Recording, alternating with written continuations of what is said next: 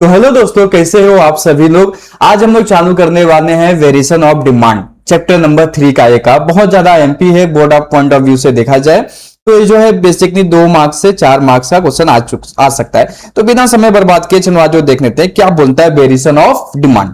Okay, when the demand for a commodity fall और rise due to change in the price and on other factor remain constant. क्या बोला गया है कि वह डिमांड जहां पे प्राइस की वजह से क्या होता है, लोग या तो ज्यादा खरीद देते हैं या तो कम खरीद लेते हैं। ओके, उसे हम क्या बोलते हैं, वेरिएशन ऑफ डिमांड। इसमें मेन फैक्टर क्या है, प्राइस। प्राइस कम हुआ, demand high. Okay, price high हुआ, डिमांड लो। इसी को हम क्या बोलते हैं, वेरिएशन ऑफ डिमांड। बाकी सारी चीजें सेम रहेंगी। चलो एक एग्जांपल देख लो, अच्छे समझ में आ जाएगा।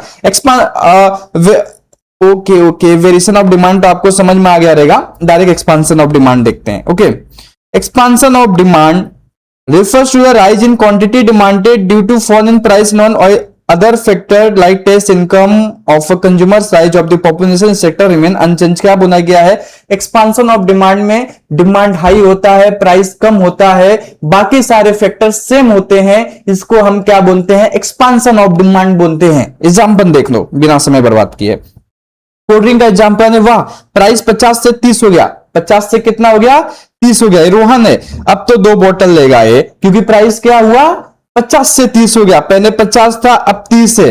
ओके, मैंगो का एग्जांपल देखते हैं। आम का प्राइस गिर गया, अब तो ज्यादा आम खरीदेंगे। पहले 100 था, अब 60 हो गया। इसी को हम लोग क्या बोलते हैं, एक्सपांशन ऑफ डिमांड। उम्मीद करता हूं आपको ये समझ में आ गया रहेगा एक्सपांशन ऑफ डिमांड क्या होता है।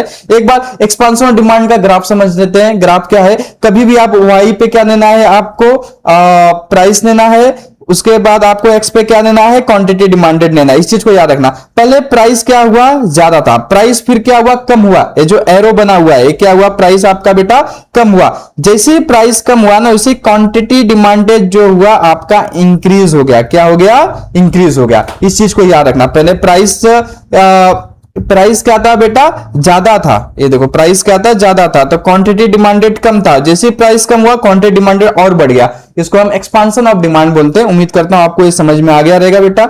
अब देन एक्सपांशन ऑफ डिमांड के बाद क्या हमारा नेक्स्ट टॉपिक है, कॉन्ट्रैक्शन ऑफ डिमांड। अब कॉन्ट्रैक्शन ऑफ डिमांड का मतलब क्या होता है, एक बार ध्यान से देख लेते हैं, ज्यादा हार्ड नहीं, सिंपल सा है।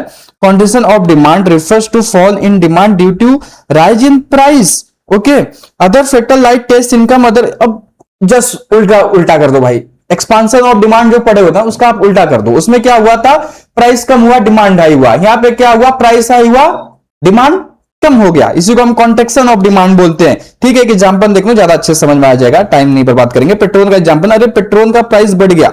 ओके, अब कम पेट्रोल लेगा ये बंदा। पहले 110 था, अब 130 हो गया, मतलब गाड़ी कम चलाना शुरू कर देगा। ओके, चॉकलेट महंगी हो गई। अब चॉकलेट पहले 20 रुपए का था, अब 30 का हो गया। अब ये चॉकलेट भी कम देगा, चॉकलेट भी क्या बनेगा, कम देगा। इसी को हम क्या बोलते हैं, कॉन्ट्रैक्शन ऑफ डिमांड बोलते हैं। चलो ग्राफ समझ लेते हैं एक बार के लिए। ग्राफ में क्या बोला गया है, जैसे वाई पे आपको हमेशा याद रहेगा प्राइस लेना है, एक्स पे आपको क्या लेना है बेटा, क्वांटिटी डिमांडेड लेना है। ठीक है, पहले क्या था, प्राइस कम था। ओके, प्राइस क्या था, पहले कम था, तो देखोगे क्वांटिटी डिमांडेड आपका हाई था। जैसे प्राइस बढ़ा ना, क्वांटिटी डिमांडेड क्या हो गया बेटा, कम हो गया। ओके, तो प्राइस जैसे इंक्रीज होगा, क्वांटिटी डिमांडेड क्या हो जाएगा, ऑटोमेटिक कम हो जाएगा। यही तो है आपका वेरिएशन ऑफ डिमांड। उम्मीद करता हूं आपको इसमें समझ में आया रहेगा। अब क्या करेंगे, मिलेंगे नेक्स्ट लेक्चर में। ओके।